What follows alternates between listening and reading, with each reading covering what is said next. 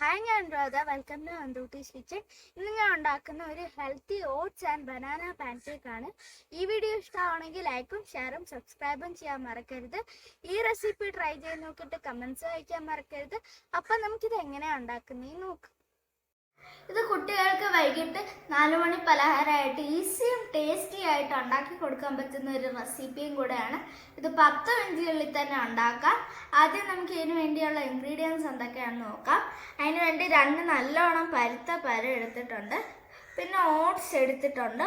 1.5 cup oats ആണ് എടുത്തേക്കുന്നത്. Quaker എന്ന് പറഞ്ഞൊരു ബ്രാൻഡിൻ്റെ ഓട്സ് ആണ് ഞാൻ എടുത്തേക്കുന്നത്. 1 കപ്പ് പാലെടുത്തിട്ടുണ്ട്. 2 മുട്ട, പിന്നെ വാനില എസൻസ് എടുത്തിട്ടുണ്ട്. പിന്നെ ബേക്കിംഗ് പൗഡർ എടുത്തിട്ടുണ്ട്. ബേക്കിംഗ് പൗഡർ മുട്ടയും എഗ്ലെസ് ആയിട്ടും ബേക്കിംഗ് പൗഡർ ചേർക്കാതെ ഉണ്ടാക്കുന്ന റെസിപ്പി താഴെ ഡിസ്ക്രിപ്ഷൻ ബോക്സിൽ കൊടുത്തിട്ടുണ്ട്. അപ്പോൾ നിങ്ങൾ വെജിറ്റേറിയൻസ് ആണെന്നുണ്ടെങ്കിൽ മുട്ട ഒഴിവാക്കി ഉണ്ടാക്കാം. പിന്നെ നിങ്ങൾക്ക് ഡെക്കറേഷന് വേണ്ടി തേൻ ഉപയോഗിക്കാം. അപ്പം നമുക്കിത് എങ്ങനെയാണ് ഉണ്ടാക്കുന്നതെന്ന് നോക്കാം. ഇനി നമുക്ക് ഈ പഴം ഒന്ന് മാഷ് ചെയ്തെടുക്കാം. നിങ്ങൾക്ക് വേണമെങ്കിൽ ഇതൊരു ബൗളിലോട്ട് മാറ്റിയിട്ട് ഫോർക്ക് കൊണ്ട് മാഷ് ചെയ്തെടുക്കാം. ഞാനിപ്പോൾ ഒരു മിക്സർ ജാറിലോട്ട് ഇട്ടിട്ട് ജസ്റ്റ് ഒന്ന് പൾസ് ചെയ്തെടുക്കാനാണ് പോകുന്നത്.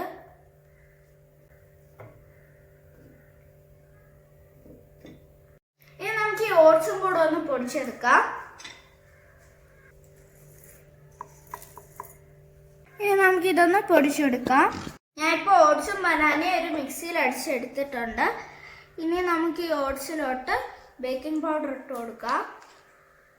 1/4 ടീസ്പൂൺ ബേക്കിംഗ് പൗഡറാണ് ചേർത്ത് കൊടുക്കുന്നത്. ഇനി നമുക്കിതൊരു സ്പൂൺ കൊണ്ട് ഇളക്കാം.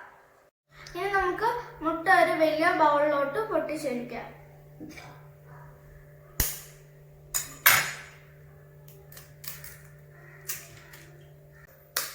നിങ്ങൾ ബേക്കിംഗ് പൗഡർ ഉപയോഗിക്കുന്നില്ല എങ്കിൽ എഗ് വൈറ്റും എഗ് യോക്കും സെപ്പറേറ്റ് ചെയ്യണം. എന്നിട്ട് എഗ് വൈറ്റ് ബീറ്റ് ചെയ്ത് പതപ്പിച്ചിട്ട് വേണം ഏറ്റവും ലാസ്റ്റിലോട്ട് ഫോൾഡ് ചെയ്തെടുക്കാൻ.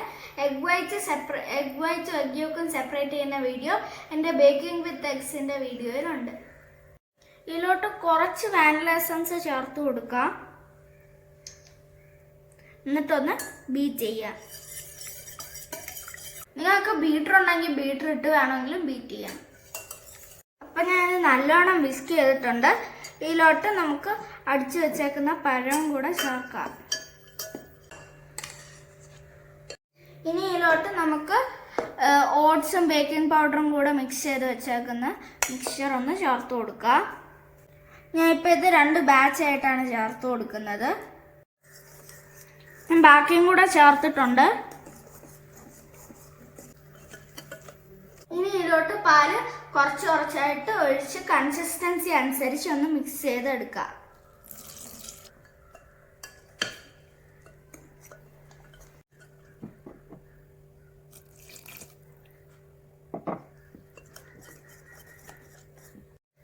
അപ്പം ഞാനിത് നല്ലോണം വിസ്ക് ചെയ്തിട്ടുണ്ട്. 1 കപ്പ് പാലാണ് എനിക്കിപ്പം വേണ്ടി വന്നത്. നിങ്ങൾക്ക് ഈ സ്റ്റേജിൽ വേണം മധുരം കൂടുതൽ വേണമെന്ന് തോന്നുവാണെങ്കിൽ ഒരു 2 ടീസ്പൂൺ വെല്ലം പൊടിച്ച പഞ്ചാര ചേർത്ത് കൊടുക്കാം. പക്ഷെ ഞാനിപ്പോൾ ഹെൽത്തി ആയിട്ട് ഉണ്ടാക്കുന്നതുകൊണ്ട് അത് ചേർത്ത് കൊടുക്കുന്നില്ല. നിങ്ങൾക്ക് ഹെൽത്തി ആയിട്ട് വേണം, അതേസമയം മധുരവും വേണമെന്നുണ്ടെങ്കിൽ കുറച്ച് തേൻ ചേർത്ത് കൊടുക്കാം. ഇത് നല്ല പരുത്ത പഴം എടുത്തുകൊണ്ട് ഓൾറെഡി ഇതിന് മധുരമുണ്ട്. ഇതാണ് ഇതിൻ്റെ കൺസിസ്റ്റൻസി എന്ന് പറയുന്നത്. ഇനി നമുക്കിതൊന്ന് ചുട്ടെടുക്കാം. ഞാനിപ്പോൾ ഇത് ഒരു 1/2 കപ്പിൻ്റെ മെഷറിംഗ് കപ്പിലാണ്. നിങ്ങൾക്ക് ഇതിന് പകരം ഒരു സ്റ്റീൽ തവി വേണമെങ്കിലും എടുക്കാം.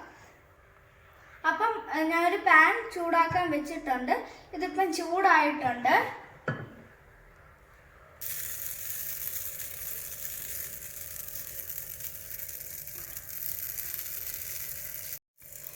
ഞാനിപ്പോൾ ഇത് തിരിച്ചിട്ടിട്ടുണ്ട്.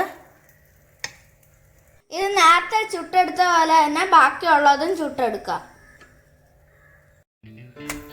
ഞാനിപ്പോൾ തിരിച്ചിട്ടിട്ടുണ്ട്. ഇനി നമുക്കിതൊന്ന് തിരിച്ചെടുക്കാം.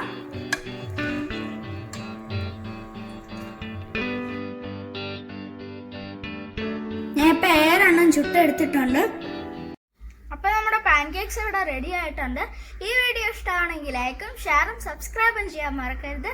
ഈ റെസിപ്പി ട്രൈ ചെയ്ത് നോക്കിയിട്ട് കമൻറ്റ്സ് അയക്കാൻ മറക്കരുത്.